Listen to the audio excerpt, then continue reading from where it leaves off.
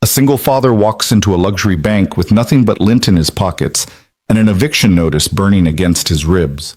His 3-year-old daughter sleeps on his shoulder, unaware that tomorrow they might be homeless. He slides a faded bank card across the marble counter, the last thing his dying wife ever gave him, and whispers 5 words that will change everything. I just want to see my balance. The millionaire bank manager laughs at his wrinkled shirt, his calloused hands, his desperation. But when that screen finally loads, her face goes white. The number staring back is impossible. $78 million. Stay with me until the end of this story and comment what city you're watching from so I can see how far this message has traveled. The rain had stopped an hour ago, but Miles Rayner was still soaked to the bone. He stood outside Sterling Crown Bank with his daughter Emma sleeping against his shoulder, her tiny fingers clutched around the collar of his work shirt, the same shirt he'd worn for 3 days straight because the laundromat cost $7 he didn't have. The building in front of him was all glass and steel, and the kind of cold elegance that made men like him feel invisible. He'd walked past it 100 times on his way to the construction site, never once imagining he'd step inside. But today was different. Today, he had $11 in his checking account, -43 in savings, and an eviction notice folded in his back pocket that gave him 72 hours to come up with $2,000 or lose the 1-bedroom apartment that was the only home Emma had ever known. He adjusted Emma's weight on his hip and pushed through the revolving door. The blast of air conditioning hit him like a slap. Inside, the bank was pristine, marble floors so polished he could see his reflection, chandeliers hanging from vaulted ceilings, the faint scent of expensive cologne and fresh leather. A woman in a cream-colored suit glanced at him from across the lobby, her eyes flicking over his mud-stained jeans and worn boots before she looked away. Miles felt the familiar burn of shame crawl up his neck. He didn't belong here. But the card in his pocket, faded, scratched, the magnetic strip barely visible, had been burning a hole in his conscience for 6 months. His late wife Lena had pressed it into his palm the night before she died, her hand trembling, her voice barely a whisper. Promise me you'll use this when you need it most. He hadn't understood what she meant. They'd never had money. They'd lived paycheck to paycheck, drowning in medical bills, rationing groceries, skipping meals so Emma could eat. He'd assumed the card was empty, just one more piece of his wife he couldn't let go of. But last night, sitting on the floor of their apartment with the eviction notice in one hand and Emma's baby blanket in the other, he'd finally decided to check, just to see, just to know.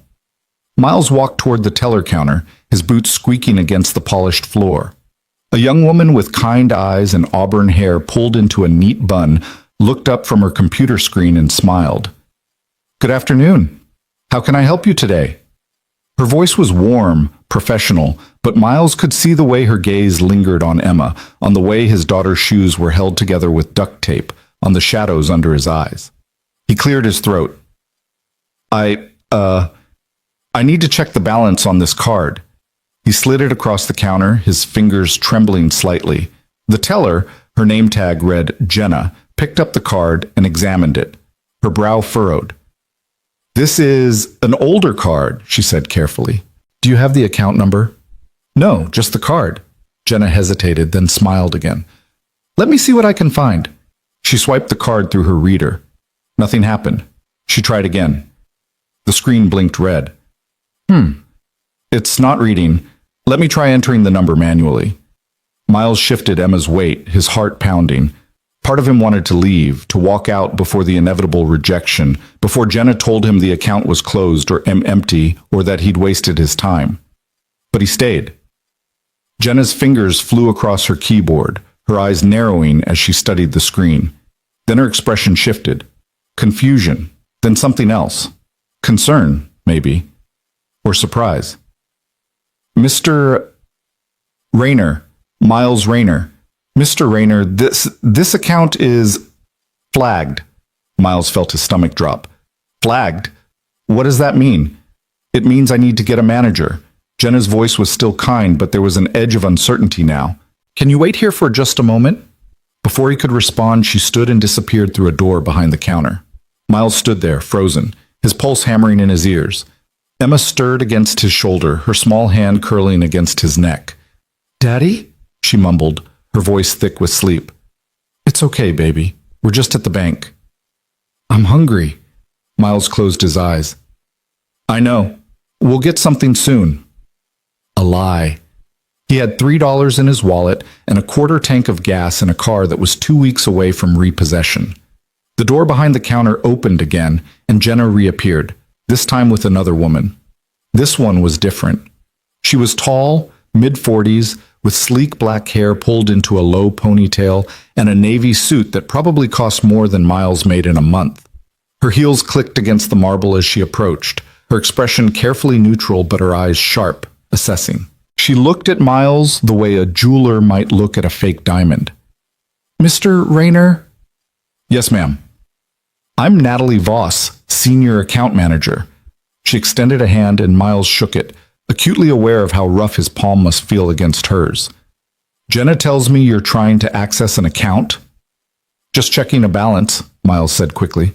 That's all. Natalie's eyes flicked to Emma, then back to Miles. The account associated with this card is unusual. It requires clearance to access. Would you mind stepping into one of our private offices? Miles hesitated. I don't need anything private. I insist. Natalie's tone left no room for argument. She gestured toward a hallway to the right, and Miles, feeling like he'd just been summoned to the principal's office, followed. The hallway was quieter, lined with frosted glass doors. Natalie led him to the third one on the left and opened it, revealing a spacious office with leather chairs, a mahogany desk, and a view of the city skyline. Miles felt even more out of place. Please, sit. Natalie gestured to one of the chairs. Miles lowered himself into it carefully, adjusting Emma so she could curl against his chest. The little girl was awake now, her wide blue eyes, so much like her mother's, taking in the strange surroundings. Natalie sat across from him, her posture perfect, her hands folded on the desk. She inserted the card into a reader embedded in her computer and began typing. For a long moment, the only sound was the soft click of keys. Then Natalie's fingers stopped. Her expression didn't change, but Miles saw the subtle shift, the way her eyes widened just slightly, the way her lips parted. Is there a problem? Miles asked. Natalie didn't answer. Instead, she picked up her desk phone and pressed a button. Harold, can you come to my office immediately? She hung up before waiting for a response. Miles's heart was racing now. Ma'am, I don't understand. What's going on? Natalie looked at him, really looked at him, for the first time, and in her eyes, Miles saw something he didn't expect. Shock. Mr. Rayner, she said slowly, how long have you had this card? About 6 months. My wife gave it to me before she passed.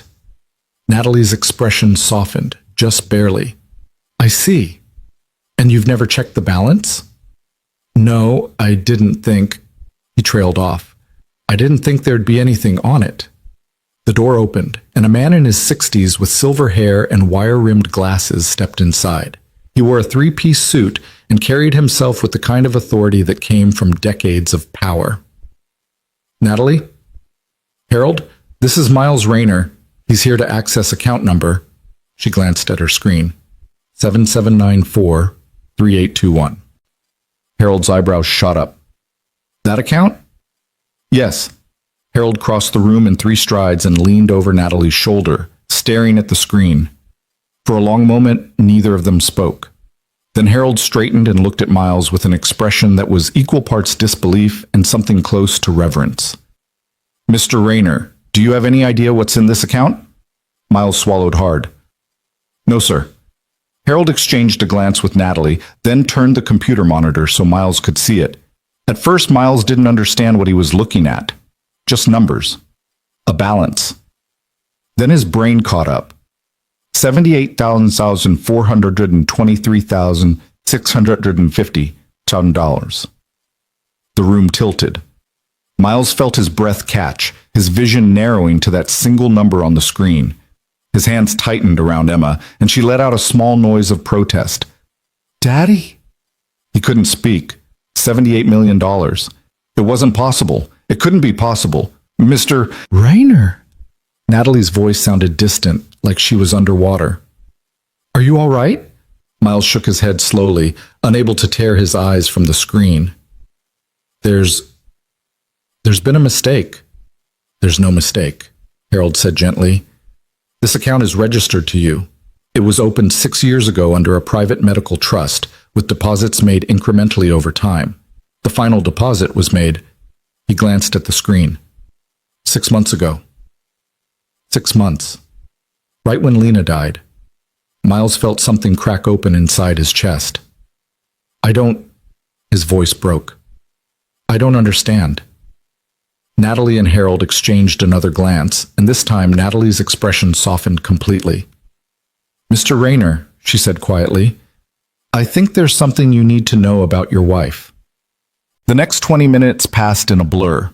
Harold left and returned with a thick file folder which he set on the desk between them. Inside were documents, medical records, legal contracts, letters written in Lena's handwriting. Miles couldn't process most of it. The words blurred together, his hands shaking as he turned page after page. But the story emerged slowly, like light breaking through fog. 7 years ago, when Emma was just a baby and Lena was still healthy, before the cancer, before the endless hospital visits, before everything fell apart, she'd received a call from a private medical foundation. A child was dying. A little boy, 8 years old, with acute lymphoblastic leukemia. He needed a bone marrow transplant, and Lena was a match. She'd said yes immediately. The surgery was successful. The boy survived. And his family, a family with wealth Miles couldn't even fathom, had wanted to thank her. Lena refused money. She refused gifts. She refused everything except one request, that if anything ever happened to her, the foundation would make sure her family was taken care of.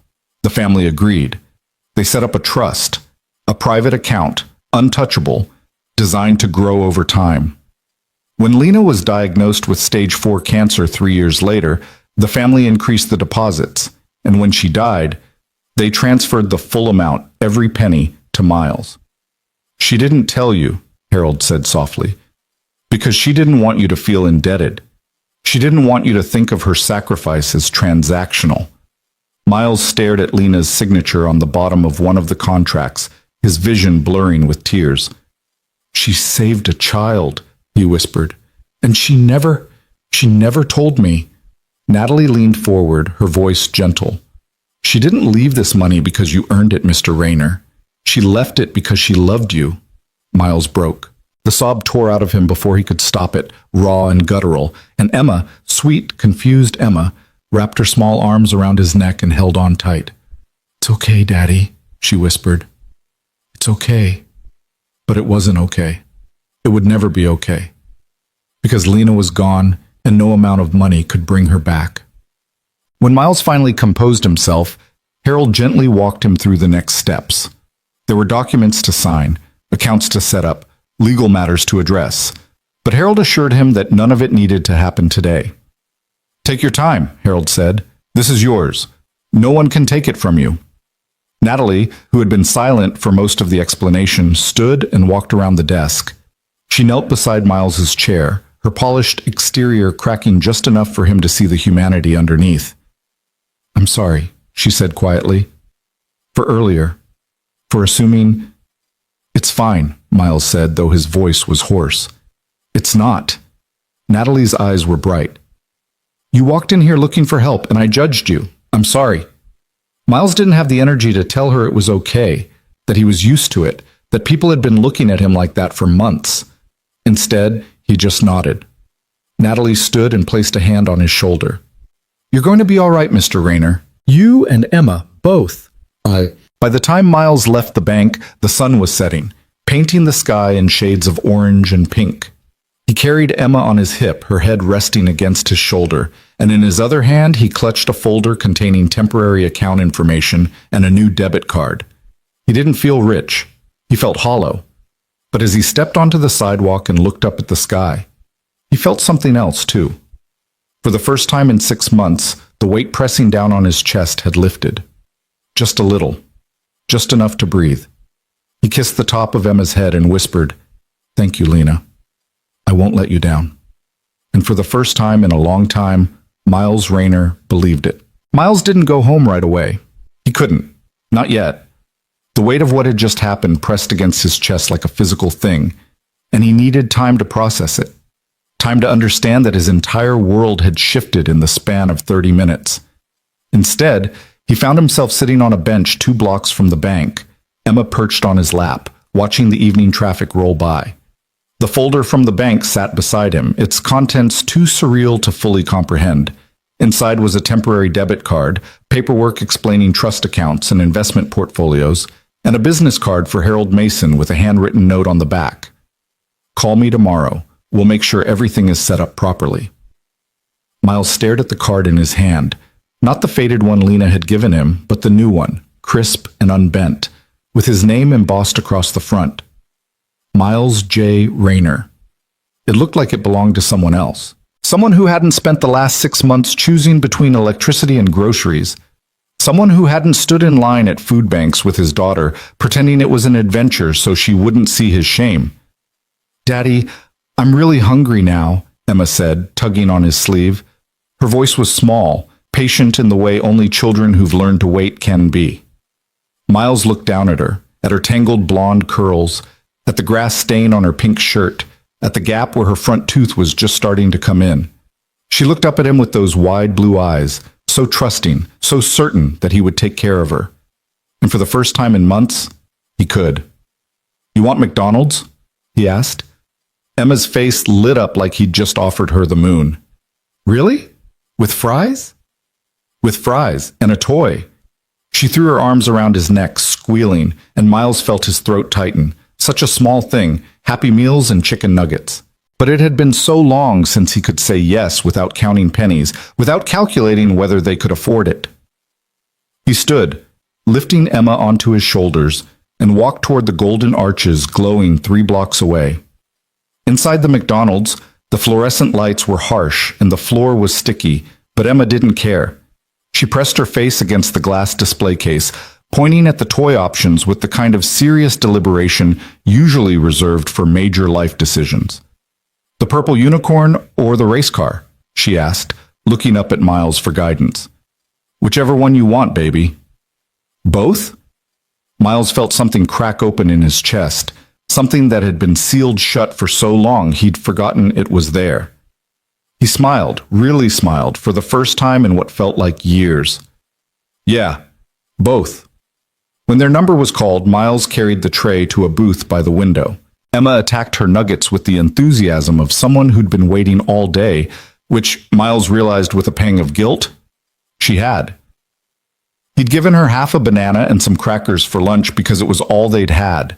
Miles unwrapped his own burger but couldn't eat.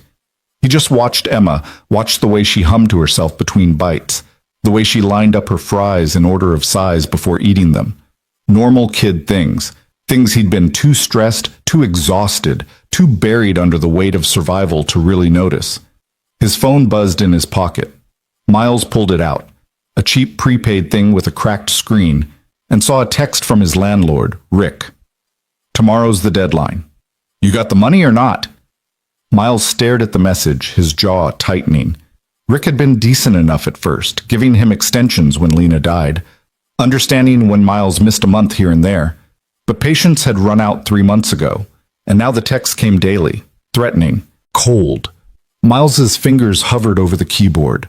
Part of him wanted to text back immediately, to tell Rick that yes, he had the money, that he could pay the full $2,000 plus the late fees and the money he owed for utilities and everything else. But something stopped him. Maybe it was the knowledge that this money, this impossible life-altering amount of money, wasn't really his, not in the way he understood ownership.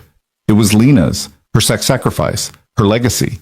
And he needed to be careful with it, thoughtful, because if he screwed this up, if he wasted it, or lost it, or somehow proved unworthy of the gift she'd given him. "Daddy, you okay?" Miles blinked and looked up. Emma was watching him with concern, a French fry forgotten in her hand. He forced a smile. "Yeah, baby, I'm okay." "You look sad." "Just thinking about Mommy." Emma nodded solemnly, as if this made perfect sense. She'd grown up hearing about Mommy, even though her memories of Lena were mostly fragments, a laugh, a smell, the feeling of being held. Miles talked about her every day, determined that Emma would know who her mother was, what she'd meant. how much she'd loved them both. "Mommy's watching us," Emma said matter-of-factly, returning to her fries. "From heaven." "Yeah," Miles whispered. "She is." He typed out a response to Rick. "I'll have it tomorrow." Then he turned off his phone before Rick could respond. They stayed at McDonald's until Emma had eaten every last fry and extracted both toys from their plastic packaging. By the time they left, the sky had gone fully dark, and the streetlights cast long shadows across the pavement. Miles carried Emma to the bus stop. His car had run out of gas that morning, and he hadn't had money to refill it. And they waited on the bench, Emma's head heavy against his shoulder. "Daddy?" "Yeah, baby?" "Are we still going to lose our house?" Miles's breath caught. He'd tried so hard to shield her from the worst of it, to keep his panic and fear locked behind closed doors. But kids notice things. They heard the late-night phone calls, the whispered arguments with landlords, the way their father's hand shook when he opened the mailbox. "No," Miles said firmly. "We're not losing our house." "Promise?" "Promise." Emma sighed, a small sound of relief, and burrowed closer against him. Within minutes, she was asleep. Miles held her as the bus arrived, as they rode through the darkened streets toward their neighborhood, as the world outside the window blurred into smears of light and shadow. And he thought about Lena. He thought about the day they'd met, both of them 19, working minimum wage jobs, laughing over burnt coffee at a diner. He thought about their wedding in the courthouse, just the two of them and a judge, because they couldn't afford anything else. He thought about the day Emma was born, the way Lena had looked at their daughter with so much love it had seemed impossible that one person could contain it all. And he thought about the hospital room at the end, the machines beeping, Lena's hand cold in his, her voice barely a whisper. "You're going to be okay, both of you. I can't do this without you." "Yes, you can. You're stronger than you think." She'd pressed the card into his palm then, her fingers trembling. "When you need it most," she'd said. "Promise me." He'd promised, and then she was gone. Miles closed his eyes against the sting of tears and held Emma tighter. The bus stopped 3 blocks from their apartment, and Miles walked the rest of the way with Emma in his arms. The building was old, the paint peeling, the stairs creaking under his weight. But it was theirs, or at least it had been. Inside, the apartment was dark and cold. Miles had turned off the heat 2 weeks ago to save money. He laid Emma on the couch, covering her with a blanket, and then stood in the middle of the living room, looking around. The space was small, a living room that bled into a kitchenette, one bedroom that Emma slept in, a bathroom with a leaky faucet Miles didn't have the tools to fix. The walls were bare except for a few photos of Lena, and the furniture was secondhand, mismatched, falling apart. But it was home. Miles pulled the eviction notice from his back pocket and stared at it. 3 days. 72 hours. That's how long he'd had. Now he had $78 million. The thought was so absurd he almost laughed. Instead, he sat down on the floor beside the couch, his back against the wall, and pulled out the folder from the bank. He read through the document slowly, carefully, trying to make sense of the legal jargon and the numbers that didn't feel real. There were instructions for accessing the account, explanations of how the trust was structured, details about tax implications and investment options. Harold had included a handwritten note clipped to the front. "Miles, I know this is overwhelming. Take your time. Come by the bank tomorrow when you're ready, and we'll walk through everything step by step. You don't have to make any decisions tonight. This money is yours. It's not a loan. It's not conditional. Your wife made sure of that. Get some rest." Harold Miles folded the note carefully and set it aside. Then he pulled out his phone and turned it back on. Immediately, 3 more texts from Rick appeared. "You better not be screwing with me. I've got people lined up for that unit. Noon tomorrow. Final warning." Miles typed out a response, his jaw set. "I'll be there at 10 with cash." Rick's response came back almost immediately. "Cash? What, you win the lottery?" Miles didn't reply. He set the phone down and looked at Emma, her small body curled under the blanket, her breathing soft and steady. She looked peaceful, safe. And Miles made a decision. He wasn't going to waste this. He wasn't going to squander what Lena had given them, but he also wasn't going to let the money change who he was. He'd been poor his entire life. He knew how to stretch a dollar, how to make things last, how to live without excess. That wouldn't change just because there were suddenly 8 figures in his bank account. What would change was Emma's future. She'd go to good schools. She'd have clothes that fit and toys that weren't broken and meals that didn't come from food banks. She'd have opportunities Miles never had. She'd have choices. And maybe, Miles would finally stop feeling like he was drowning. He stood and walked to the small table by the window where Lena's photo sat in a simple frame. She was smiling in the picture, her hair pulled back, her eyes bright. It had been taken the week before her diagnosis, back when the world still made sense. Miles touched the glass gently. "I don't know what I'm doing," he whispered. "I don't know how to be the person you thought I could be." The photo didn't answer, but Miles felt something shift inside him anyway. A loosening, a lightness. "But I'll try," he said. "For Emma, for you." He kissed his fingers and pressed them to the photo, then turned and walked to the couch. He lay down on the floor beside Emma, one hand resting on the cushion near her, and closed his eyes. For the first time in 6 months, Miles Rayner fell asleep without the crushing weight of panic pressing down on his chest. When morning came, Miles woke to find Emma sitting on the floor beside him, her toys spread out in a semicircle. Her voice soft as she narrated some elaborate game involving the purple unicorn and the race car from McDonald's. Sunlight streamed through the window, warm and golden, and for a moment Miles just lay there, listening to his daughter play, feeling the strange and unfamiliar sensation of peace. Then Emma noticed he was awake and grinned at him. "Morning, Daddy." "Morning, baby. Can we have pancakes?" Miles sat up, running a hand through his hair. They didn't have pancake mix. They didn't have much of anything, but today he could fix that. "Get dressed," he said. "We're going out for breakfast." Emma's eyes went wide. "Really? Really?" She scrambled to her feet and ran to the bedroom, and Miles stood, stretching the stiffness from his back. He grabbed his phone and saw another text from Rick. 10 o'clock. Don't be late. Miles checked the time. It was 7:30. He had time. He found Emma in the bedroom, struggling to pull on a pair of leggings that were too small. Her shirts were stained, her socks mismatched, and Miles felt a fresh wave of guilt wash over him. How long had it been since he'd bought her new clothes? How long since she'd had something that actually fit? "Come here," he said gently, kneeling in front of her. He helped her into the leggings and pulled a shirt over her head, then tied her shoes, worn sneakers with the soles starting to separate. "We'll get you new clothes today," he said. Emma looked at him skeptically. "You said that last time." "I know, but this time I mean it." She studied his face as if trying to determine whether he was telling the truth, then nodded. "Okay." They left the apartment hand in hand, walking down the creaking stairs and out into the bright morning. Miles didn't take the bus this time. Instead, he walked to the gas station 2 blocks away, filled up a gas can with $20 from his wallet, money he'd been saving for the electric bill, and carried it back to where his car was parked. The car was a 15-year-old Honda Civic with a dented bumper and a broken passenger side mirror.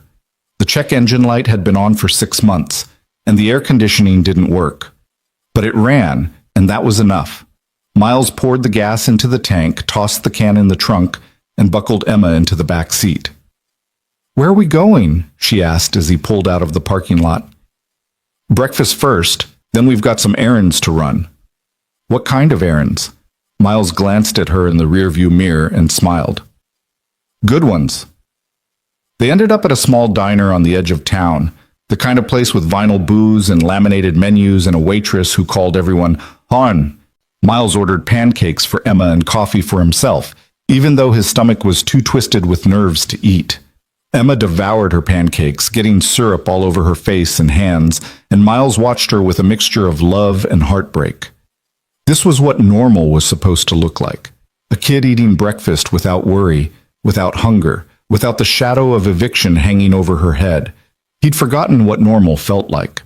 When the check came, Miles paid with cash, leaving a generous tip, and they left the diner just after 9. "Now what?" Emma asked as they got back in the car. "Now we go see Rick." "Who's Rick?" "The landlord."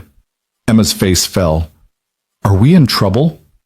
"No, baby, we're not in trouble." Miles drove to the property management office downtown, a squat building with bars on the windows and a flickering neon sign that read Rayner Properties in faded red letters. Rick's office was on the second floor, accessed by a narrow staircase that smelled like cigarettes and mildew. Rick was sitting behind a desk covered in paperwork when Miles walked in, Emma's hand clutched in his. Rick was a heavy-set man in his 50s with thinning hair and a perpetual scowl. He looked up when they entered, his expression souring. "You're early." "Figured I'd get it over with," Miles said evenly. Rick leaned back in his chair, eyeing Miles with suspicion. "You got the money?" "All of it." Rick's eyebrows shot up. "Cash?" Miles reached into his pocket and pulled out a thick envelope. Inside was $2,000 in crisp bills, withdrawn from an ATM that morning using the new debit card. He'd felt like a criminal standing there, punching in his PIN, watching the machine count out $100 bills like it was nothing. He placed the envelope on Rick's desk. Rick picked it up, opened it, and flipped through the bills slowly, counting under his breath. When he finished, he looked up at Miles with something between surprise and annoyance. "Where the hell did you get this kind of cash?" "Does it matter?" Rick's eyes narrowed. "You didn't do anything illegal, did you? Because if you did..." "It's clean," Miles said firmly. "Family money." It wasn't technically a lie. Rick grunted, clearly unsatisfied but unable to argue. He pulled out a receipt book and scribbled something down, then tore off a copy and handed it to Miles. "Rent's paid through the end of the month. You're caught up on utilities, too. But you're still on thin ice, Rayner. One more late payment and..." "There won't be any more late payments," Miles interrupted. Rick stared at him, as if trying to determine whether he was bluffing. Then he shrugged. "We'll see." Miles took the receipt, folded it carefully, and turned to leave. But as he reached the door, he paused and looked back. "Actually, Rick, I've been thinking, what would it take to buy the building?" Rick blinked. "What?" "The apartment building. What would it take to buy it?" Rick let out a short, sharp laugh. "You're kidding, right?" "I'm not." Rick's laughter died. He leaned forward, his expression shifting from amusement to something closer to curiosity. "That building's worth $300,000 easy. You got that kind of money lying around?" Miles didn't answer, but the look on his face must have said enough because Rick's eyes widened. "You're serious?" "I am." Rick sat back, rubbing his jaw. "I'd have to talk to the owner. It's not my call. But if you're serious, hell, I'll make some calls." Miles nodded. "Let me know." He left the office with Emma, his heart pounding. He hadn't planned to say that. It had just come out. A sudden impulse driven by the memory of every condescending look, every threatening text, every moment of powerlessness he'd felt over the past 6 months. But now that he'd said it, the idea took root. Why not buy the building? Why not own the place that had almost taken everything from him? Emma tugged on his hand as they descended the stairs. "Daddy, what did you mean? Are we buying a building?" Miles looked down at her and smiled. "Maybe. We'll see." "That sounds big." "It is big, baby. Real big." They spent the rest of the morning at Target, and Miles let Emma pick out new clothes, shirts and leggings and dresses and shoes that actually fit. He bought groceries, filling the cart with things they'd gone without for months. Fresh fruit, real milk, meat that wasn't frozen or processed. He bought cleaning supplies and light bulbs and a new blanket for Emma's bed. At the checkout, the total came to $437, and when Miles swiped the debit card without hesitation, the cashier smiled and wished them a good day. Emma fell asleep in the back seat on the drive home, surrounded by shopping bags, her new purple unicorn clutched in her arms. Miles carried her upstairs, bags dangling from both arms, and laid her on the couch. Then he unpacked everything, filling the refrigerator and cabinets, folding the new clothes and putting them in Emma's dresser. When he was finished, he stood in the middle of the apartment and looked around. It was still small, still old, still imperfect, but it didn't feel hopeless anymore. His phone buzzed. A text from Harold Mason. "Hope you got some rest. Come by the bank this afternoon if you can. There's more we need to discuss." Miles stared at the message, then typed back, "I'll be there at 2. He looked at Emma, still sleeping peacefully on the couch, and felt something settle inside him. This was real. This was happening, and somehow, impossibly, they were going to be okay. Miles arranged for their neighbor Mrs. Chen to watch Emma that afternoon. The The elderly woman had helped him out a few times before, never asking for payment, even though Miles knew she could use it. This time, he pressed $200 into her weathered hand before she could protest. "Mr. Miles, this is too much," she said, trying to push the money back. "It's not enough," Miles replied quietly, "for everything you've done. Please." Mrs. Chen's eyes filled with tears, and she pulled him into a tight embrace that smelled like jasmine and old books. "You are a good man," she whispered. Your wife, she knew. Miles's throat tightened, but he managed a nod before kissing Emma goodbye and heading back out to his car. The drive to Sterling Crown Bank felt different in daylight. The building still gleamed with that cold elegance, but Miles didn't feel quite so small approaching it this time. He parked in the visitor lot, checked his reflection in the rearview mirror, still wearing the same work shirt, still looking tired, but somehow standing a little straighter, and walked through the glass doors. Jenna spotted him immediately from behind the counter and smiled. "Mr. Rayner, Mr. Mason is expecting you. I'll let him know you're here." She picked up the phone, spoke briefly, then gestured toward the same hallway he'd walked down yesterday. "Third door on the right. He's ready for you." Miles found the office easily. The door was open, and Harold Mason sat at his desk reviewing documents, his silver hair catching the afternoon light. He looked up when Miles knocked, and his entire demeanor shifted, professional veneer melting into something warmer. "Miles, come in, please. Close the door." Miles did as instructed and took the same leather chair he'd occupied the day before. The office looked different now, less intimidating. Or maybe Miles was just different. Harold set his papers aside and folded his hands on the desk. "How are you holding up?" "I'm not sure yet," Miles admitted. "It doesn't feel real." "That's understandable. These kinds of windfalls, especially ones tied to such profound loss, they take time to process." Harold's expression gentled. "I want you to know that everything we do moving forward is at your pace. There's no rush, no pressure." "Thank you." Harold nodded, then pulled a leather portfolio from his drawer and opened it. "I spent this morning reviewing your account in detail and consulting with our estate and trust attorneys. There are some things you need to understand about how this money is structured and what your options are." Miles leaned forward slightly, his hands clasped between his knees. "The account is held in a revocable living trust," Harold continued. "Your wife was the grantor, and you're the primary beneficiary.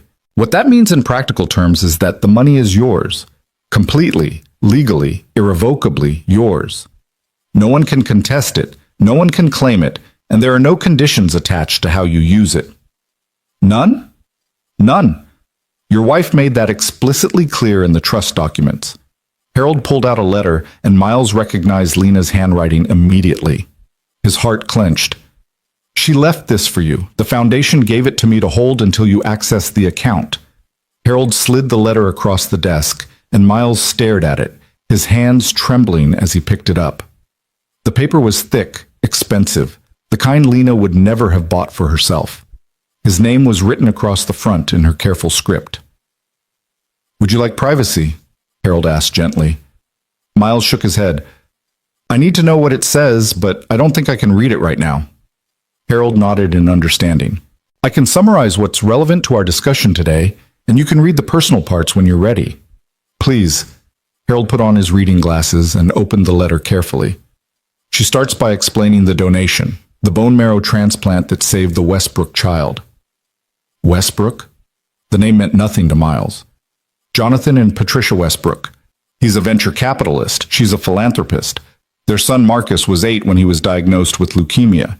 Your wife's donation saved his life. Harold looked up. The Westbrooks wanted to compensate her immediately, but she refused everything except one request, that they take care of her family if anything happened to her. Miles felt his chest tighten. Harold continued reading. She writes, "I know Miles will feel guilty about this money.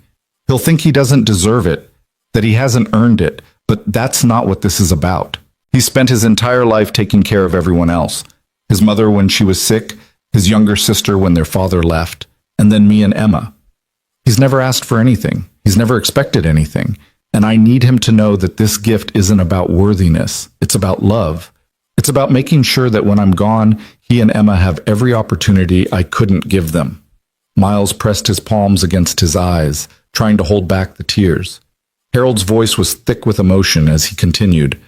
Tell him it's okay to use it. Tell him it's okay to breathe. Tell him I'm not watching from heaven keeping score. I just want him happy. I want Emma happy. That's all I ever wanted. The silence that followed was heavy and sacred. Finally, Miles lowered his hands and looked at Harold. She really wrote that. Every word. Harold set the letter down. And the Westbrooks honored her wishes completely. They structured the trust to grow over time, making strategic investments, building it into something that would sustain you and Emma for life. Can I meet them? The Westbrooks? Harold hesitated. They've expressed interest in meeting you, but they wanted me to emphasize that there's no obligation. They don't want you to feel indebted or pressured. If you choose to reach out, they'd welcome it, but if you need space, they understand. Miles nodded slowly. I think I'd like to meet them. Eventually. When I've figured out how to say thank you for something like this.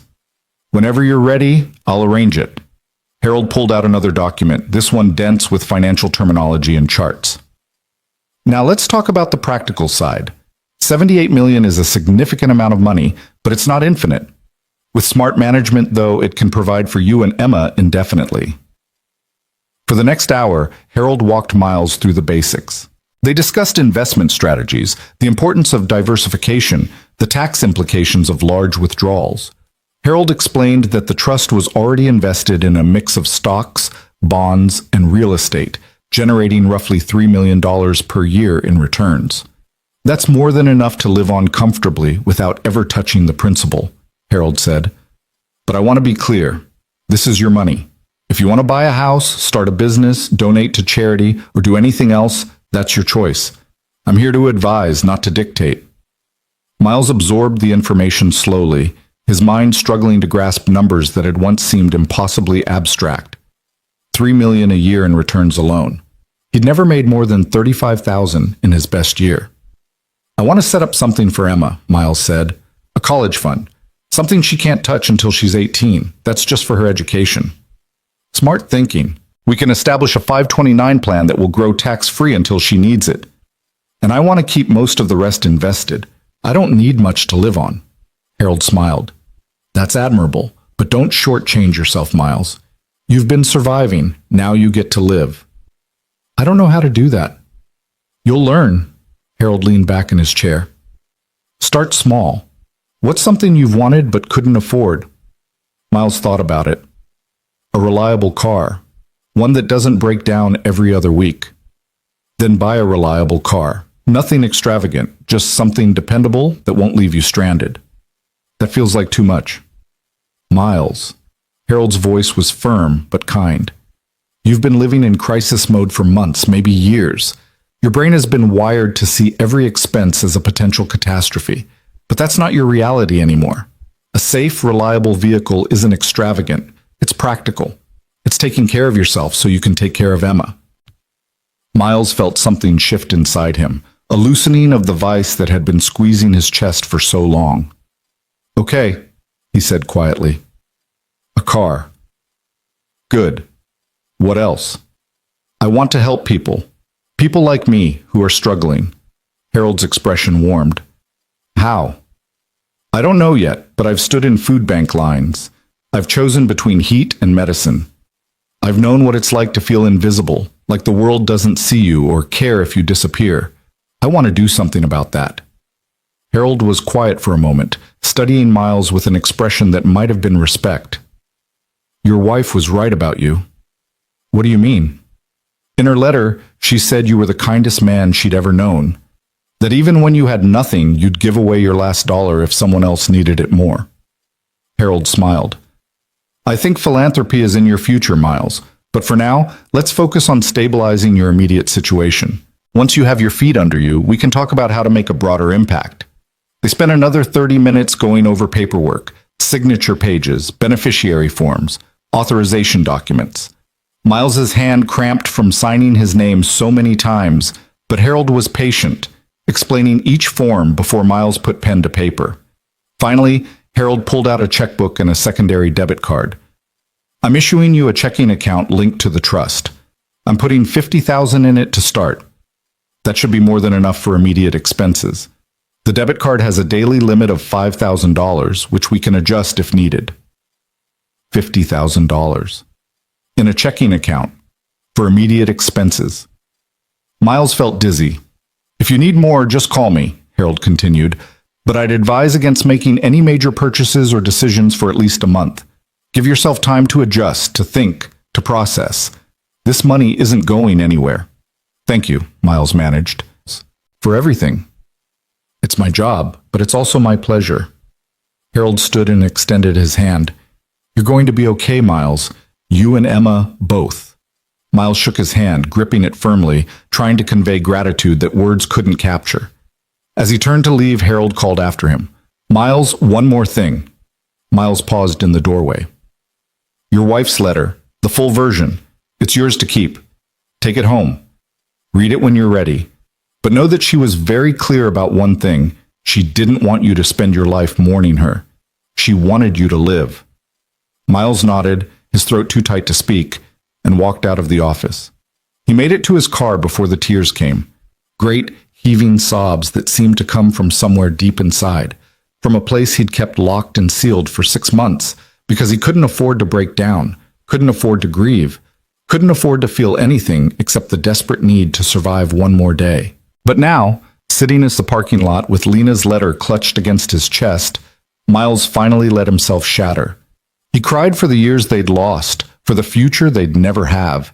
He cried for the night she died, for the way her hand had gone cold in his, for the sound of the machines flatlining. He cried for Emma, who'd never really know her mother, who'd grow up with stories and photographs, but not memories. And he cried for himself, for the loneliness, for the fear, for the crushing weight of trying to be two parents when he barely knew how to be one. When the tears finally subsided, Miles sat in the silence, feeling emptied out and somehow lighter. He pulled Lena's letter from his pocket and unfolded it with shaking hands. The first part was what Harold had summarized, the explanation of the donation, the arrangement with the Westbrooks, her wishes for the money. But the last page was different, personal, raw. My dearest Miles, it began, if you're reading this, I'm gone, and I'm so sorry. I'm sorry for leaving you. I'm sorry for putting you through this. I'm sorry that our time was cut short, but I'm not sorry for loving you. I'm not sorry for Emma. I'm not sorry for the life we built together, even though it was too brief. I know you, Miles. I know you're blaming yourself right now, thinking you should have done more, been more, saved me somehow. But you gave me everything. You gave me safety when I felt lost. You gave me laughter when life was hard. You gave me a daughter more beautiful than I ever dreamed possible. And now, even though I can't be there, I'm giving you something back. Freedom. Freedom from worry, from struggle, from the constant fear that kept us both awake at night. I don't want you to be afraid anymore. Use this money. Build a life. Give Emma everything we couldn't afford. Travel if you want to. Go back to school. Start that woodworking business you always talked about. Do whatever brings you joy. But most importantly, don't close yourself off. I know it hurts right now. I know you think you'll never love again, never laugh again, never feel whole again. But you will. And when you do, don't feel guilty. Don't think you're betraying me, because all I ever wanted was for you to be happy. Love Emma enough for both of us. Teach her to be brave, to be kind, to stand up for people who can't stand up for themselves. Tell her about me, but don't make me into a saint. I was just a person who loved her family. And forgive yourself. For whatever you think you did wrong, for whatever you think you should have done differently, forgive yourself. You were perfect, Miles. You are perfect. I love you. I will always love you. Now go live. All my heart, Lena. Miles read it 3 times, committing every word to memory. Then he carefully folded it, placed it in the glove compartment, and started the car. By the time he picked Emma up from Mrs. Chen's apartment, the sun was setting, painting the sky in shades of orange and purple. Emma ran to him the moment he walked through the door, wrapping her arms around his legs. "Daddy, Mrs. Chen taught me how to make dumplings." "She did?" "Well, I mostly watched, but I helped fold one. It looked like a little pillow." Mrs. Chen appeared from the kitchen, wiping her hands on an apron. "She is very good helper. You have smart daughter." "I know. Miles said, picking Emma up. Thank you again, Mrs. Chen. Any time, Mr. Miles, any time. On the drive home, Emma chattered about her afternoon, the dumplings, the stories Mrs. Chen told about growing up in China, the cat that lived in the apartment next door. Miles listened, really listened, not distracted by worry or fear or the constant mental calculation of bills and balances. Daddy? Yeah, baby? You seem different today. Miles glanced at her in the rearview mirror. Different how? Happy different. Like you're not scared anymore. Out of the mouths of babes, Miles thought. She'd noticed. Of course she'd noticed. Kids always did. I'm not scared anymore, he said honestly. Or at least, not as scared. Why not? How could he explain it in a way she'd understand? How could he tell her that her mother had saved them from beyond the grave, that they were going to be okay, that the future wasn't the dark and terrifying thing it had been yesterday? Because Mommy left us a gift, he said finally. A really big gift. And it means we don't have to worry about losing our home or not having enough food anymore. Emma was quiet for a moment, processing. Is it magic? Miles smiled. Kind of, yeah. I knew Mommy was magic. When they got home, Miles made dinner, real dinner. Not ramen or canned soup, but chicken and vegetables and rice. Emma helped, standing on a chair at the counter, stirring the pot with exaggerated seriousness. After dinner, they played on the living room floor, building block towers and crashing them down, laughing at the chaos. Miles couldn't remember the last time he'd played with Emma like this, without exhaustion dragging at him, without the constant anxiety that he should be doing something more productive. At bedtime, Emma brushed her teeth and climbed into bed, her new purple unicorn clutched against her chest. Miles sat on the edge of the mattress and pulled the covers up to her chin. Story? She asked hopefully. Always. But instead of reading from one of their worn picture books, Miles started talking. He told Emma about the day he met her mother, about the burnt coffee, and the way Lena had laughed at his terrible jokes. He told her about their wedding, about dancing in the courthouse parking lot because they couldn't afford a reception. He told her about the day she was born, about how tiny she'd been, how perfect, how Lena had cried with joy. Emma listened with wide eyes, soaking up every detail like she was starving for it. Mommy loved me? She asked when Miles finished. More than anything in the world. And she loved you? Yes, baby, very much. Emma smiled, satisfied, and closed her eyes. I love you, Daddy. I love you too, Emma, so much. He stayed there until her breathing evened out, until he was sure she was asleep, then stood and walked quietly to the living room. Miles pulled out his phone and stared at it for a long moment. Then he opened his contacts and scrolled to a name he hadn't called in 3 years. His sister, Rachel. They'd had a falling out after Lena died. Stupid sibling stuff compounded by grief and stress. And Miles had been too proud, too angry, too buried in survival to reach out. But Lena's letter echoed in his mind. Don't close yourself off. He hit call before he could change his mind. Rachel answered on the third ring. Miles? Hey, Rach. There was a pause, and Miles could hear voices in the background, music playing. Is everything okay? Is Emma... Emma's fine. We're both fine. He took a breath. I wanted to call to say I'm sorry for shutting you out. Another pause, longer this time. When Rachel spoke again, her voice was thick with emotion. I'm sorry too. I should have tried harder. I should have been there. You tried. I pushed you away. Yeah, well, you were grieving. I should have understood that. They talked for an hour, catching up, apologizing, laughing over old memories. Rachel told him about her job, her apartment, her boyfriend who wanted to propose but was too nervous. Miles told her about Emma's new obsession with unicorns, about the eviction notice that had almost destroyed them, about the impossible miracle that had saved them. Wait, Rachel interrupted. You're telling me Lena left you $78 million? Technically, the family of the kid she saved left it to me. But yeah. Rachel was silent for so long that Miles thought the call had dropped. Then she whispered, That's the most Lena thing I've ever heard. Saving someone's life and not telling a soul. Yeah, Miles agreed, his voice rough. What are you going to do with it? I don't know yet. Make sure Emma's taken care of. Help people, maybe. Figure out how to live instead of just survive. That sounds like a good plan. You should come visit. Meet Emma properly. She barely remembers you. I'd like that, Rachel said. I'd really like that. When they finally hung up, Miles felt another piece of himself click back into place.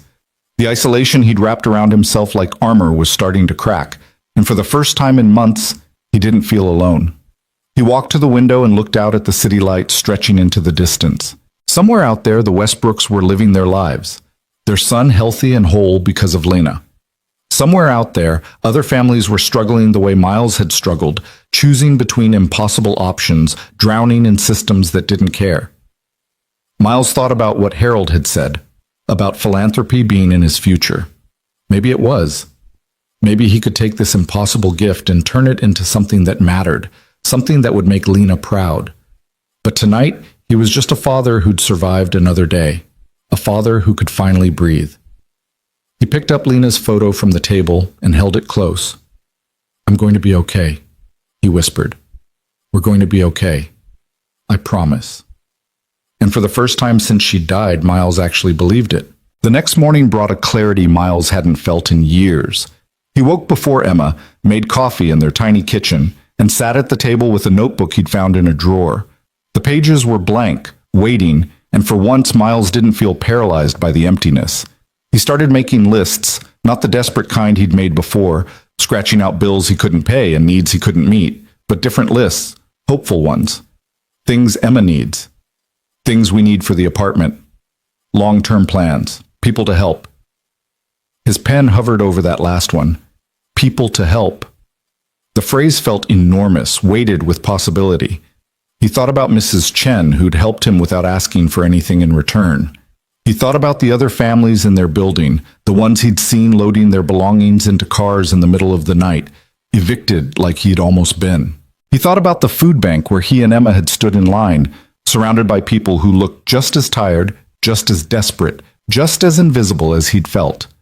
Emma padded into the kitchen in her pajamas, rubbing her eyes. Morning, Daddy. Morning, sunshine. Miles closed the notebook and pulled her into his lap. How'd you sleep? Good.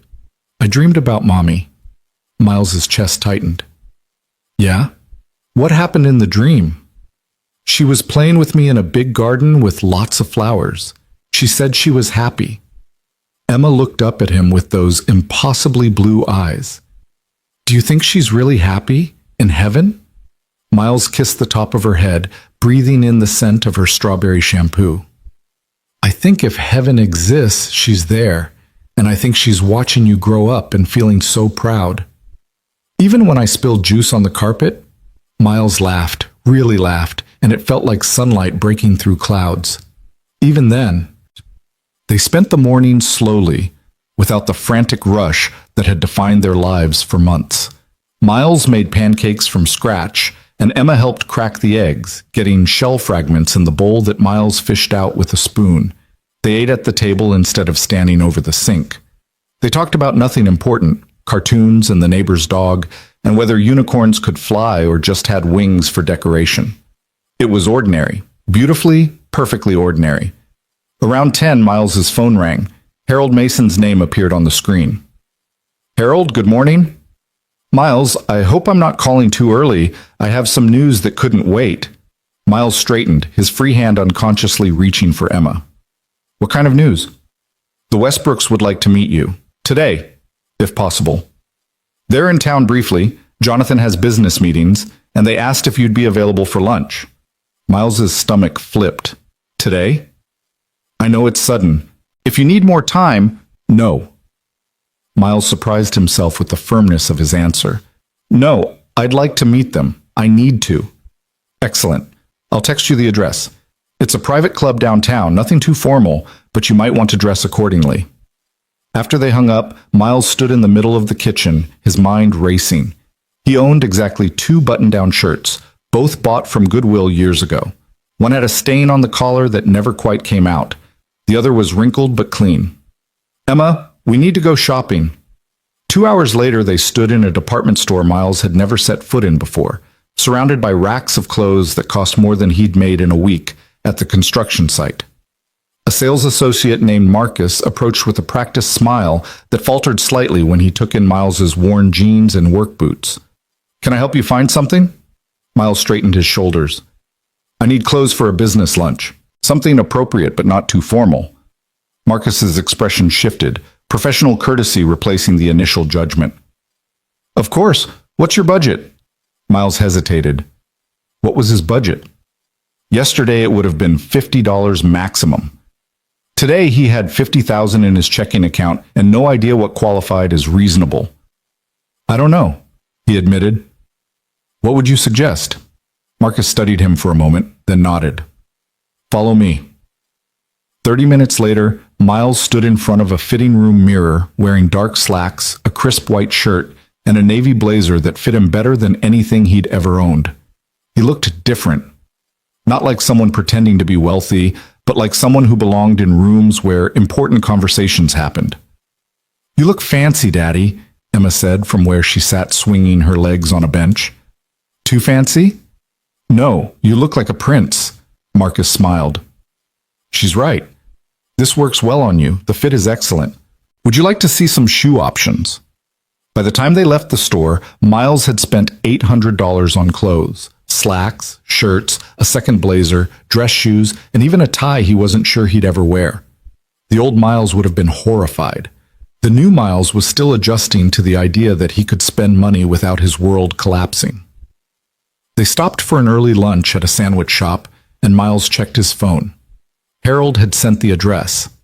The Sterling Club.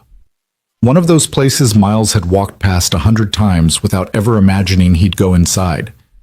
His hands shook slightly as he typed out a response confirming he'd be there at 1. "Are you nervous?" Emma asked, watching him with that uncanny perception children have. "A little." "Why?" "Because I'm going to meet the people your mom saved, and I don't know what to say to them." Emma thought about this, taking a bite of her sandwich. "You could say thank you." "That doesn't feel like enough." "Then say thank you a lot." Miles smiled despite his nerves. "You're pretty smart, you know that?" "Mommy always said so." At 12:30, Miles dropped Emma back at Mrs. Chen's apartment with another apology for the imposition and another handful of bills that Mrs. Chen tried to refuse.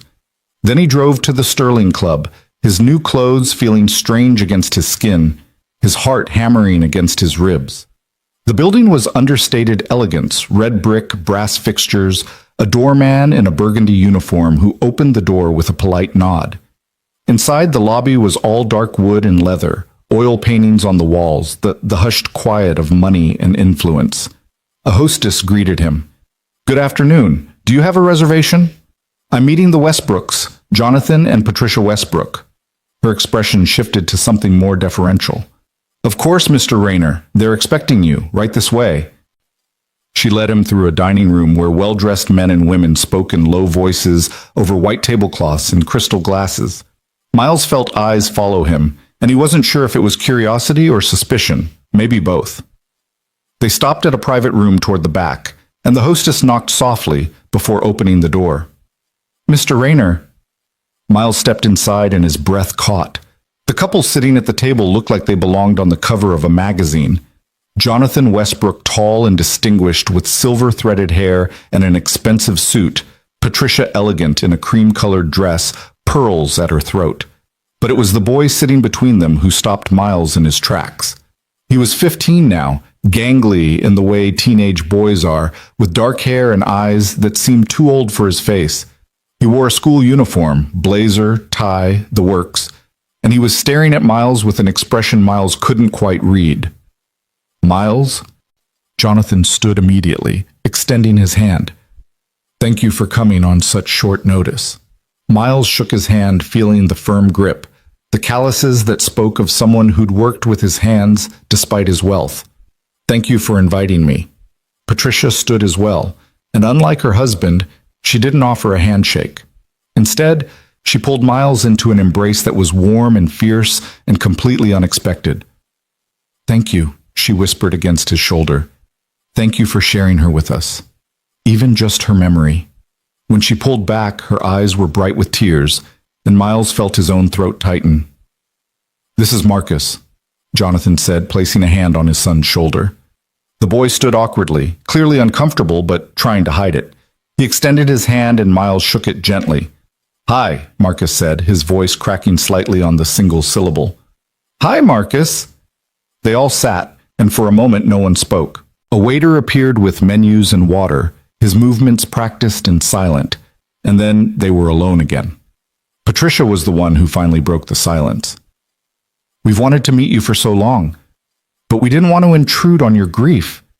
We didn't want to make you feel obligated. Harold said you've been incredibly generous." "It's not generosity," Jonathan said firmly. "Your wife saved our son's life. There's no amount of money that repays that."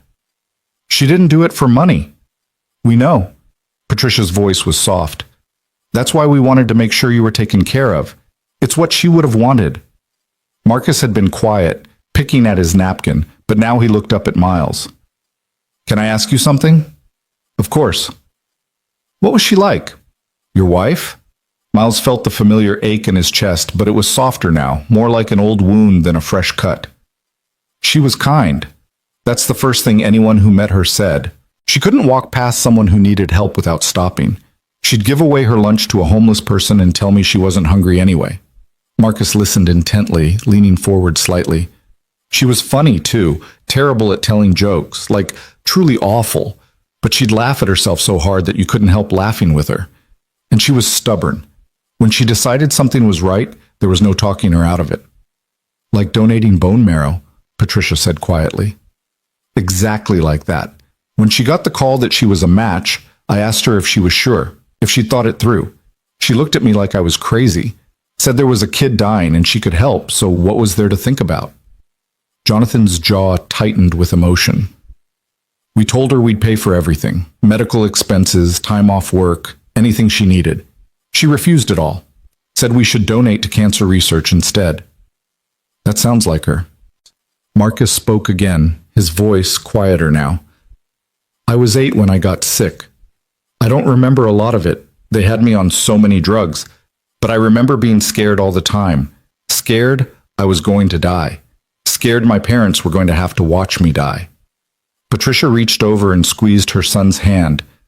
"The day they told me they'd found a donor, I remember thinking it was a miracle. Like someone I'd never met decided my life was worth saving." Marcus's eyes met Miles's. "I think about that all the time, about how I get to be here, going to school and playing soccer and arguing with my parents about stupid stuff because she said yes when she didn't have to." Miles's vision blurred. "She would be so happy to know you're okay." "Did she ever talk about me? About the donation?" Miles shook his head.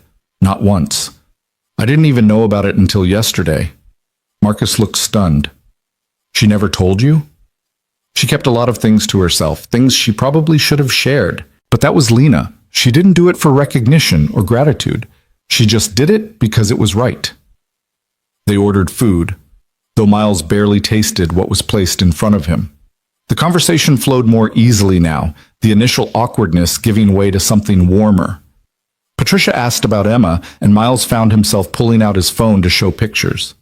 Emma at the park. Emma covered in paint from an art project. Emma asleep with her new unicorn. "She looks like her mother," Patricia said, studying the photos with a soft smile. "Everyone says that. Same eyes, same smile. Sometimes it's hard to look at her because I see Lena so clearly. But you're doing it alone. I don't have much choice." Jonathan leaned forward, his expression serious. "Miles, I want you to understand something. The money we put in that trust, it's not charity. It's not us trying to ease our guilt or buy absolution. It's us trying to honor a woman who gave us back our son when we'd almost lost hope. I understand that, and I'm grateful. More grateful than I can express." "But," Miles hesitated, "but I don't know what to do with it. I've spent my whole life scraping by. I know how to survive on nothing. I don't know how to live with everything." Patricia exchanged a glance with her husband, and something passed between them, a silent communication that came from years of partnership. She turned back to Miles. "May I tell you something?" "Please." "When Marcus first got sick, we threw money at the problem. The best doctors, the best hospitals, experimental treatments that cost hundreds of thousands of dollars, and none of it worked. We were losing him anyway, and all that money meant nothing. Her voice cracked, and Jonathan reached for her hand. Then your wife saved him with a simple donation. No fancy technology, no expensive procedure, just her willingness to help a stranger. And it made me realize that wealth without purpose is just numbers on a screen. What matters is what you do with it, how you use it to make the world less cruel. I want to do that, Miles said. I want to help people. I just don't know how. You'll figure it out, Jonathan said. And when you do, we'd like to help. We've established foundations before. Medical research, scholarship programs, things like that. If you want to do something similar, we can guide you through the process. Why would you do that? Because your wife gave us a gift we can never repay. Helping you honor her memory is the closest we can come. Marcus, who'd been quiet for several minutes, spoke up again. Mr. Rayner, can I show you something? Of course. The boy pulled out his phone and opened the Photos app. He scrolled through dozens of pictures, soccer games, school events, family vacations, and stopped on one that made Miles's chest tighten. It was Marcus in a hospital bed, thin and pale, tubes running from his arms, but smiling at the camera. Someone had written on his arm in marker, "Day of transplant." "Thank you, donor." "I keep this on my phone," Marcus said quietly, "to remind myself that someone I never met cared enough to save me. And I promised myself that when I grew up, I'd spend my life doing the same thing, helping people I don't know, just because it's right." Miles couldn't speak. He just nodded, blinking back tears. Patricia reached across the table and took his hand. "Lena's gift didn't just save Marcus. It shaped who he's becoming. That's her legacy, Miles. And now it's yours and Emma's too." They talked for another hour, the conversation drifting from heavy topics to lighter ones. Marcus told stories about his school, about the soccer team he captained, about the college applications he was starting to think about.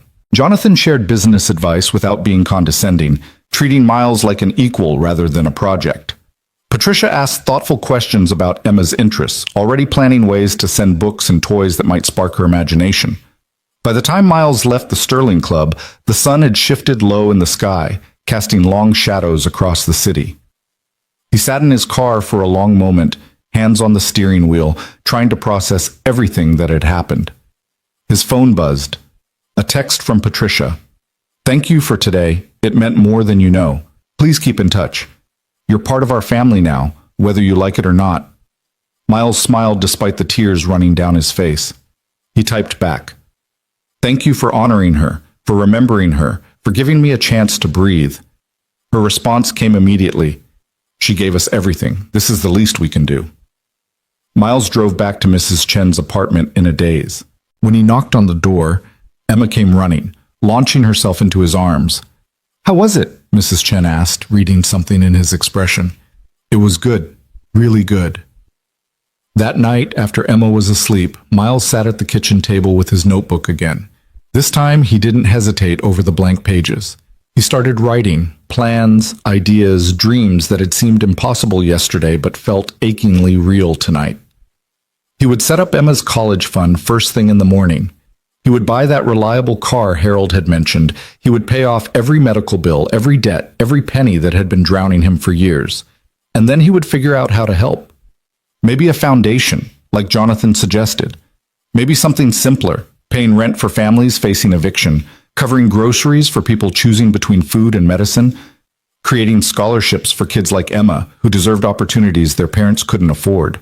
He didn't have all the answers yet, but for the first time, he had the resources to find them. Miles looked at Lena's photo on the table, her smile frozen in time, her eyes holding all the love and hope and stubborn determination that had defined her. "I'm going to make you proud," he whispered. "I'm going to take this gift and turn it into something that matters, something that would make you smile."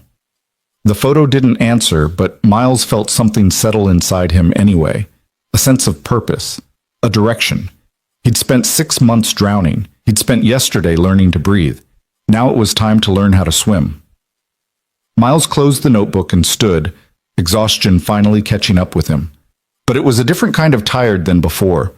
Not the bone-deep weariness of defeat, but the satisfied fatigue of a day well spent. He checked on Emma one last time, adjusting her blanket and kissing her forehead. She stirred slightly, murmuring something about unicorns in her sleep, and Miles's heart swelled with a fierce, protective love. "We're gonna be okay, baby," he whispered. "Better than okay." In the living room, he picked up his phone and opened his messages. He scrolled through the contacts until he found Rachel's name and typed, "What are you doing next weekend?" "Emma and I want to come visit." Her response came within seconds. "Really?" "Oh my God, yes! I'll take Friday off work. We can go to the zoo, the children's museum, whatever Emma wants." Miles smiled. She'd love that. So would I. "Miles? Yeah? I'm really glad you called yesterday. I missed you." "I missed you too, Rach." He set the phone down and walked to the window, looking out at the city lights. Somewhere out there, the Westbrooks were probably tucking Marcus into bed, grateful for another day with their son. Somewhere out there, families were struggling the way Miles had struggled, wondering how they'd make it through tomorrow. Miles pressed his palm against the cool glass and made a silent promise, to Lena, to Emma, to himself. He wouldn't waste this gift. He wouldn't squander the second chance she'd given him. He'd build something good from the ashes of his grief, something that would ripple outward and touch lives he'd never know. The way Lena's single act of kindness had saved not just Marcus but Miles himself. The road ahead was still uncertain. There would be challenges, decisions, moments of doubt. But for the first time in longer than he could remember, Miles wasn't afraid of what came next. He was ready. The following morning, Miles woke to sunlight streaming through the apartment windows and the sound of Emma singing to herself in the bedroom. For a moment he lay still, letting the warmth of the light wash over him, marveling at how different everything felt. The weight that had pressed against his chest for 6 months, the constant dread, the suffocating anxiety, had lifted, replaced by something he'd almost forgotten existed: hope. He found Emma in her room, already dressed in one of her new outfits, attempting to braid her own hair with more enthusiasm than skill. "Need help, sunshine?" She turned to him with a lopsided smile, half her hair sticking up at odd angles. "I wanted to look pretty for our big day." "Our big day?" "You said we're doing important things today, so I wanted to look important." Miles knelt beside her, gently untangling the mess she'd made and working her hair into 2 neat braids. "You always look important to me. But yes, we have some things to take care of." Their first stop was the bank. Harold had scheduled an early appointment, and when they arrived, Jenna greeted them with the same warm smile as before. But this time there was recognition in her eyes, not judgment, but genuine pleasure at seeing them. "Mr. Rayner, Emma, Mr. Mason is ready for you." Harold's office felt familiar now, less intimidating. He stood when they entered and immediately crouched down to Emma's level. "You must be Emma. Your dad has told me so much about you." Emma, typically shy around strangers, studied him seriously. "Are you the one helping my daddy?" "I'm trying to. Is that okay with you?" She nodded solemnly. "Daddy needs help sometimes. He tries to do everything by himself." Harold's eyes met Miles's over Emma's head, and something passed between them, understanding, perhaps, or respect. "Well, I'm here to make sure he doesn't have to do everything alone anymore." They spent the next hour going through paperwork.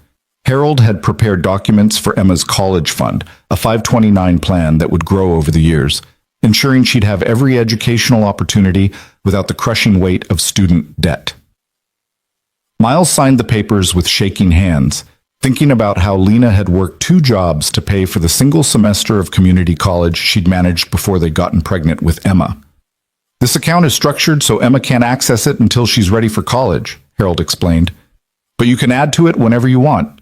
We've seeded it with $2 million to start. $2 million for education." Miles had to sit with that number for a moment, letting it sink in. Emma, who was coloring at Harold's desk, had no idea that her entire future had just been secured with the stroke of a pen. "Now, let's talk about your immediate needs," Harold continued, pulling out another folder. "You mentioned wanting a reliable vehicle." "Nothing fancy, just something that won't break down when Emma's in the car." I took the liberty of researching some options. Harold slid several printouts across the desk. "These are all certified pre-owned vehicles with excellent safety ratings and reliability scores. The prices range from $20,000 to $35,000. Miles studied the options: Hondas, Toyotas, one Subaru that had particularly good reviews. They all looked impossibly nice compared to his current car, which was probably one bad day away from dying completely. The Honda Pilot, Miles said, pointing to one of the middle options. It has good cargo space, and the safety rating is perfect. Excellent choice. I can have my assistant set up appointments at dealerships this afternoon if you'd like. That would be great, thank you. Harold made a note, then looked up at Miles with an expression that had grown more serious. I also wanted to discuss something else. You mentioned wanting to help people. Have you given any more thought to how you'd like to do that? Miles had thought about little else since leaving the Sterling Club yesterday. He'd lain awake last night, Lena's words echoing in his mind, Marcus's gratitude burning in his chest, his own memories of standing in food bank lines replaying like a film he couldn't turn off. I want to start a foundation, Miles said, something focused on preventing homelessness, helping families before they reach the breaking point. Harold nodded slowly. That's ambitious and important. What would that look like specifically? Emergency assistance for rent and utilities, help with medical bills that are about to bury someone, maybe a fund for people who need car repairs to get to work, or childcare so they don't lose their jobs. The things that seem small to people with money but are catastrophic when you don't have any. Emma looked up from her coloring.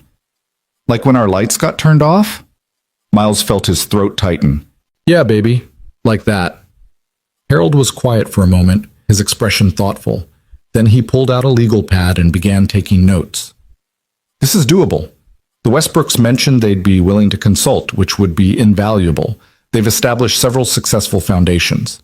We'd need to set up a board, create guidelines for assistance, establish application processes. How long would that take? To do it properly. A few months, maybe longer. But Miles, there's nothing stopping you from helping people right now, today, while we work on the formal structure. You have the resources. You just need to decide how to deploy them. Miles sat back in his chair, the weight of possibilities settling over him. I could start small, pay some overdue rent for families in my building, cover electric bills for people who are about to lose power. Exactly. Start with what you know, with the community around you. The formal foundation can come later. They talked through the logistics, how to approach it without making people feel like charity cases, how to verify need without being invasive, how to handle the inevitable requests that would come once word got out. Harold suggested working with local churches and community organizations who already had relationships with struggling families, who could identify genuine need and maintain discretion.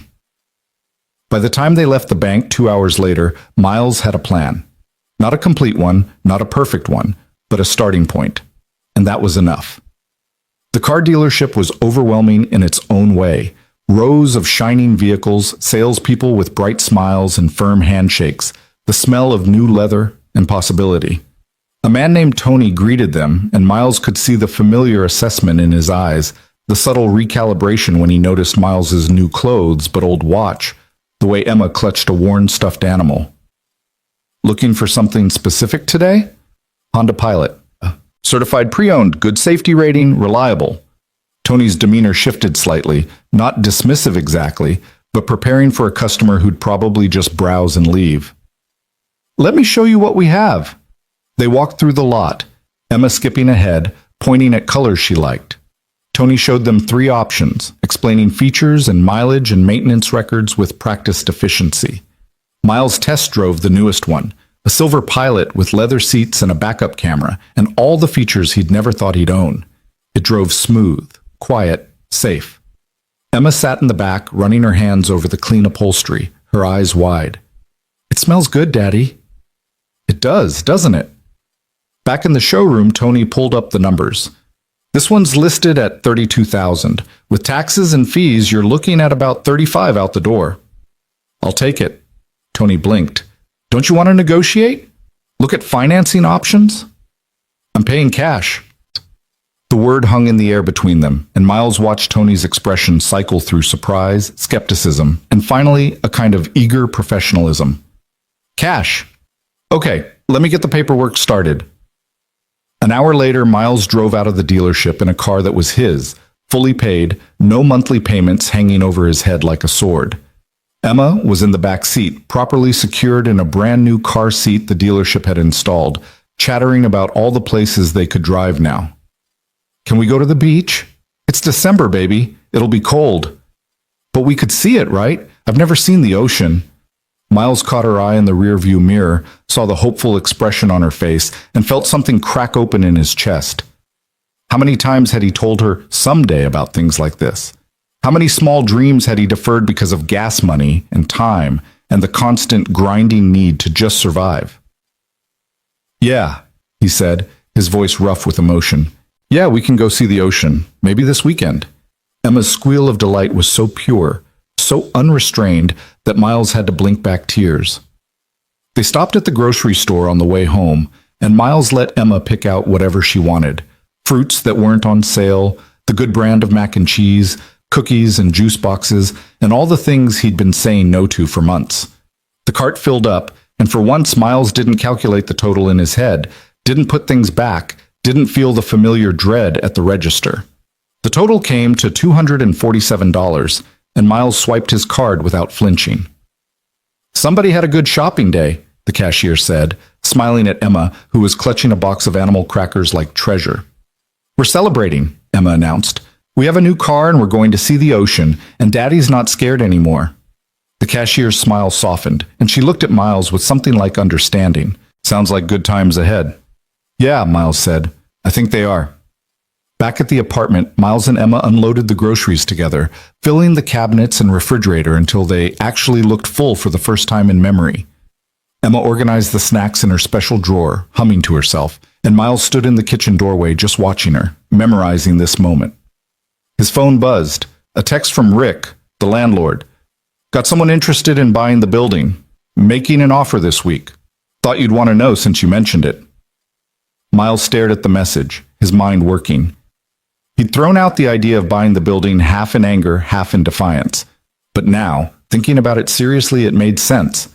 He knew every family in the building, knew their struggles.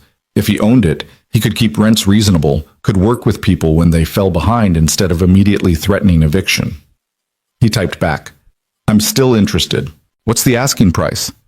Rick's response came quickly. Owner wants $320K. Building needs work, but the location's solid. Miles thought about it for exactly 30 seconds, then called Harold. Miles, is everything okay? The building I live in is for sale. I want to buy it. There was a pause. Your apartment building? Yes. I know everyone here. I know what they need, and I can make sure families don't get thrown out when they hit a rough patch. Harold was quiet for a moment, and Miles could almost hear him thinking. That's not a typical investment property approach. I don't care about typical. No, I suppose you don't. Harold's voice warmed. Send me the details. I'll have someone inspect it, make sure there aren't any serious structural issues. If it checks out, we can make an offer. Thank you. Miles, this is good. What you're doing, starting small, helping your own community first, this is exactly right. After they hung up, Miles walked to the window and looked out at the building across the street, at the laundromat on the corner where he'd spent countless hours, at the bodega where the owner had let him run a tab when things got really bad. This was his neighborhood, his community. These were his people. If he was going to make a difference, this was the place to start.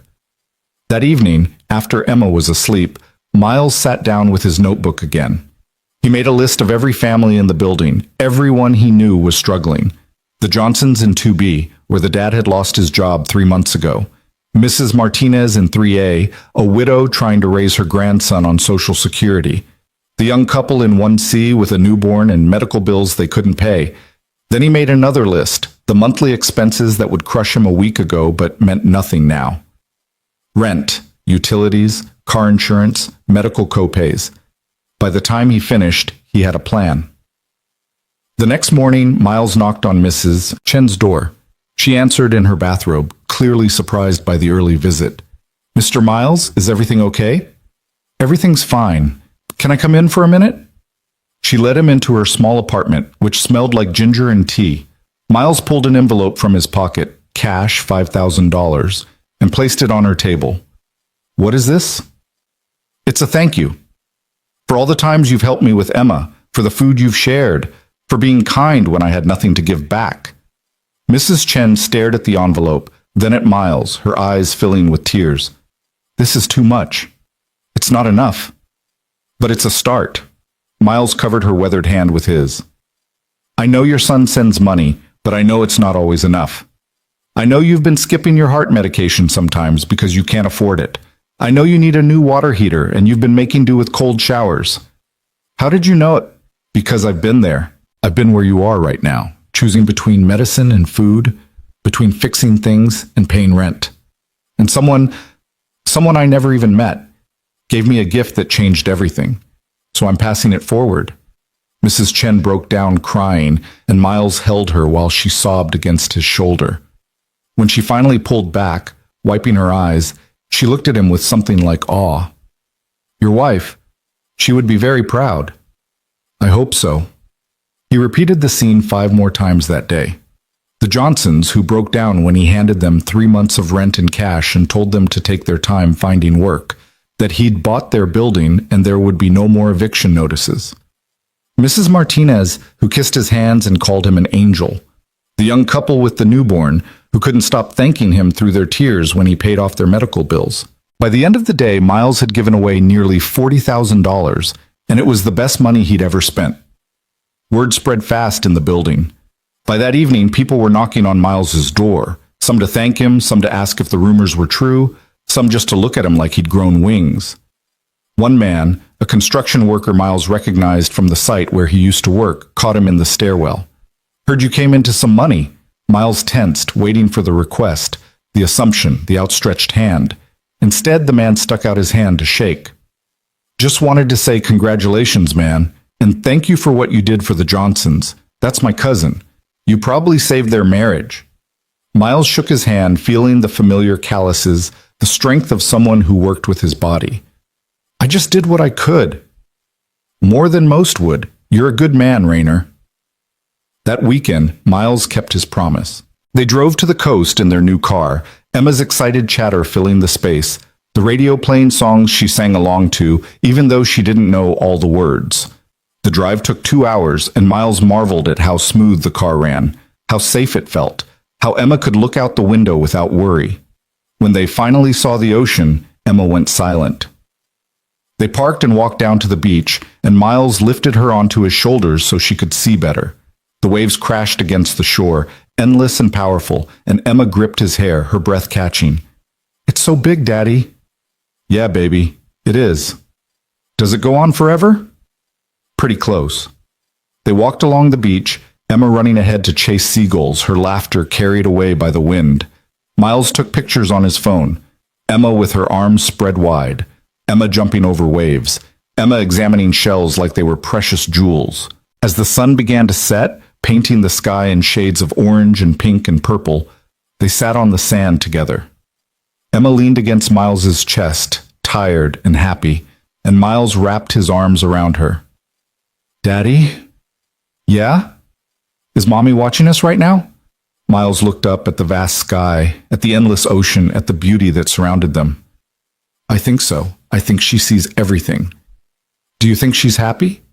Miles thought about the letter, about Lena's words telling him to live, to love, to let go of guilt and embrace joy. He thought about the gift she'd left them, about the lives they'd already touched, about the future that stretched out before them like the ocean, vast and full of possibility. Yeah, Emma. I think she's very happy. They stayed until the stars came out, until Emma was fighting sleep, her head heavy against Miles's shoulder. On the drive home, she fell asleep in the back seat, and Miles drove through the darkness with a peace he hadn't felt in years. When they got home, he carried Emma upstairs, tucked her into bed still in her sandy clothes, and kissed her forehead. Then he walked to the living room, picked up Lena's photo, and sat with it in the quiet. I'm doing it, he whispered. I'm living. I'm helping people. I'm giving Emma everything we dreamed about. The photo didn't answer, but Miles didn't need it to. He could feel Lena's presence in the choices he was making, in the kindness he was showing, in the way he was raising their daughter to see abundance not as something to hoard, but something to share. Over the following weeks, things continued to change. The building purchase went through, and Miles became a landlord who actually cared about his tenants. He fixed the broken elevator, replaced the ancient water heaters, hired a maintenance crew to address years of deferred repairs. Rent stayed the same, and when people fell behind, Miles worked with them instead of threatening them. He set up a meeting with Jonathan and Patricia Westbrook, and together they began laying the groundwork for the foundation. They called it Lena's Legacy, and its mission was simple: prevent families from falling through the cracks. Emergency assistance, no strings attached, based on need rather than worthiness. Marcus, the boy Lena had saved, became an unexpected part of their lives. He visited twice, spending time with Emma, telling her stories about the donor who'd saved him, making sure she knew what her mother had done. The two families grew close, bound together by grief and gratitude, and the determination to honor a woman who'd asked for nothing but given everything. Rachel visited as promised, and then visited again. And soon she was a regular presence in their lives, taking Emma for weekends, helping Miles navigate his new reality, rebuilding the relationship they'd lost when grief had driven them apart. Miles went back to school, enrolling in business classes so he could better manage the foundation and the building. It was hard, studying after Emma went to bed, balancing everything. But it was the good kind of hard, the kind that built something rather than just surviving. 3 months after that first day at the bank, Miles stood in front of a small crowd at a community center. They'd organized an event to announce the foundation, to explain how people could apply for assistance, to let the neighborhood know that help was available. Harold was there, and the Westbrooks, and half the residents from Miles's building. Emma sat in the front row next to Mrs. Chen, swinging her legs and beaming with pride. Miles approached the microphone, his hands shaking slightly, and looked out at the faces watching him. 6 months ago, I was standing in line at a food bank with my daughter, trying to figure out how we were going to eat that week. I was 2 days away from being evicted. I was broken, exhausted, and certain that we were going to end up on the streets. He paused, steadying himself. Then I found out about a gift my late wife had left us. A gift that came from the most Lena thing she ever did, saving a stranger's life without asking for anything in return. That gift changed everything. It gave us security. It gave us hope. It gave us the chance to breathe. Miles saw Emma watching him, her small face serious and attentive. But the thing about gifts like that is they're not meant to be hoarded. My wife didn't save someone's life so I could sit on a pile of money. She did it because she believed in helping people, in making the world a little less cruel, in choosing kindness, even when it cost her something. His voice grew stronger. So we're starting Lena's Legacy Foundation to honor that belief. We're going to help families before they reach the breaking point. We're going to pay the rent that keeps someone housed, cover the medical bills that would bankrupt them, fix the car that gets them to work. We're going to see people who feel invisible and tell them they matter. Applause started, tentative at first, then building. Miles waited for it to quiet. If you're struggling, if you're scared, if you're choosing between impossible options, reach out. We're here, and we're not going anywhere. After the event, people lined up to shake his hand, to thank him, to share their own stories of struggle and need. Miles listened to every single one, making mental notes, promising to help, meaning every word. When the crowd finally cleared, Marcus Westbrook approached with his parents. The teenager looked uncertain, shuffling his feet, but then he stepped forward and pulled Miles into a hug. "Thank you," Marcus whispered, "for keeping her memory alive." Miles hugged him back. This boy his wife had saved, this living testament to her kindness. "Thank you for being here, for being okay. She would have loved knowing you." That night, after Emma was asleep and the apartment was quiet, Miles sat at the kitchen table with Lena's letter spread in front of him. He'd read it so many times the paper was soft, the creases deep, but the words never lost their power. "Now go live." Miles picked up a pen and his notebook, and he started writing. Not plans this time, but a letter of his own. "Dear Lena," he wrote, "I don't know if you can read this, if heaven has mailboxes, or if thoughts somehow reach across the distance between us. But I need you to know, I'm doing it. I'm living. Emma's thriving. She's happy, healthy, loved.